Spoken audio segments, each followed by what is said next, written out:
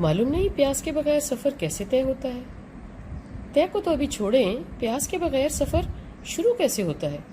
اللہ سونے کا نظام ہے، پیاس کے بغیر قدم نہیں اٹھ سکتا، نہیں اٹھتا۔ کچھ قدم صرف پیاسے کے لیے ہی ہیں، چند احکامات، لوازمات اور چند دشواریاں بھی، چند انعامات بھی، بلکہ بہت سے انعامات تو جو کوئی اور نہیں سمجھ اور دیکھ پاتا، کبھی تو پیاسا خود بھی نہیں سمجھ پاتا۔ اللہ سونے کی شان ہے اور ایسے ہی ہے۔ دل گھبرائے، دماغ اڑ اڑ جائے، کوئی اور بات سمجھ نہ آئے اور قدم خود کے اندر کو جائے تو سمجھو چناؤ ہوا چاہتا ہے۔ سفر کا سندیسہ ارسال ہوا، مگر کہ ابھی بہت سے خدشات ہیں۔ ارسال تو ہوا، ملے تو؟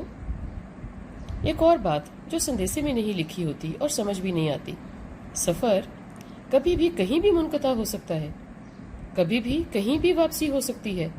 گھبرا کے، تھک کے، جب بھی خود کے دل سے اور اوپر والے سے سوال یا گلہ کرو، واپسی کا سفر شروع۔ بے ایمانی تو ذرے سے چھوٹی بھی ہوئی نہیں اور کان کھینچے نہیں۔ وہ رحمان اور رحیم تو ہے، مالک بھی ہے اور سب سے بڑھ کے عادل ہے۔ ایسا تھوڑے ہی نہ ہے جیسے میں نے ملتان کا ٹکٹ خرید لیا اور سامان باندھ لیا تو PIA پہ لازم ٹھہرا مجھے لے کے جانا، لے کے ہی جانا، نہیں تو پیسے واپس۔ یہ سفر اور ہے، وہ اور۔ ملتان کے سفر کے لیے پیسہ اور بہانہ چاہیے، پیاس کے سفر کے لیے اللہ سونے کی مرضی اور میری حاضری اور حضوری بیک وقت کے علاوہ کوئی زیادہ راہ نہیں، نہ ہی کبھی ہوگا۔ یہ بھی اللہ سونے کا نظام ہے، نہ جگہ چھوڑنی پڑتی ہے، نہ مقام، نہ ہی کام، اور سفر شروع ہو جاتا ہے اور ٹھاٹھے مارتے سمندر کی طرح یہ سفر جاری و ساری رہتا ہے۔ بس پیاس لگی رہے اور تازہ ہوا کے جھونکے کی طرح تازہ رہے۔ اس کا مطلب ہے آپ حاضری میں ہیں، حاضر ہی ہیں۔ سبحان اللہ۔ کسی نے کہا نا، نقشے سجود ہر طرف، دیکھنے کو نقشے پا نہیں، منزل عشق طے ہوئی، ایک قدم چلا نہیں۔ پیاس کے سفر کی سنو نا، اس سفر کا تو سوچنے کے لیے بھی ظاہر ہے پیاس ضروری، آس ضروری اور لگن، حوصلہ ضروری اور ٹھہراؤ، انتظار ضروری اور بے قراری اشد ضروری ہے۔ بے قرار رہنا بھی ضروری ہے اور چلتے رہنا تو مجبوری ہے نا۔ یہ سب موجود کر لیں تو سفر کے بارے میں سوچا جا سکتا ہے، سوچا ہی بس، اس سے زیادہ کچھ نہیں۔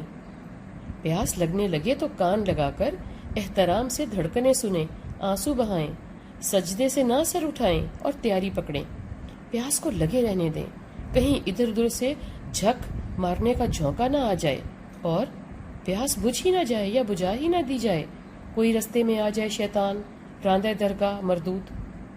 پہرے پہ رہنا ہے، کوئی دھڑکن نہ چرا لے، کوئی چکر باز سوچ نہ لے اڑے، کوئی زبان کو کہیں اور ہی مصروف نہ کر دے اور ذکر اللہ چھن جائے، کہیں کوئی ہاتھ دعا کے لیے نہ اٹھنے دے، کوئی سر سے سجدے میں رہنا گما دے۔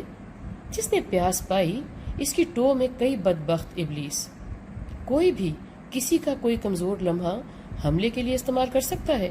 ان سب کا دھیان کرنا، ان سب پہ نظر رکھنا ایک کام میں ہونا ہے۔ یہ ہونا ہر وقت کا ہونا ہے، نو چھٹی، نیور ایور، کہیں بھی کبھی بھی۔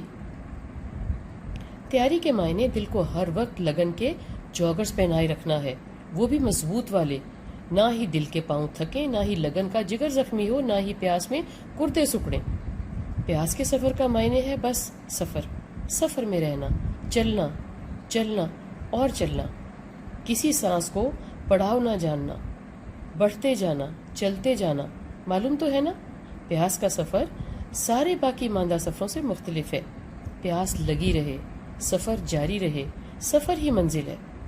دنیاوی ہر سفر کا تو مکمل ہونا ہوتا ہے نا، اور لمبی مسافت بھی نہیں ہوتی۔ کالج جانے کی دھن، نوکری کی، شادی کی، صحت کے مسائل، لگن ہی ہے نا، بھوک ہے، تگ و دو ہے، مگر ان سب کا حصول اور اختتام ہے۔ محبت کا سفر، پانے کی لگن، دوڑ دھوپ اور کامیابی یا ناکامی، اس کا اختتام ہے۔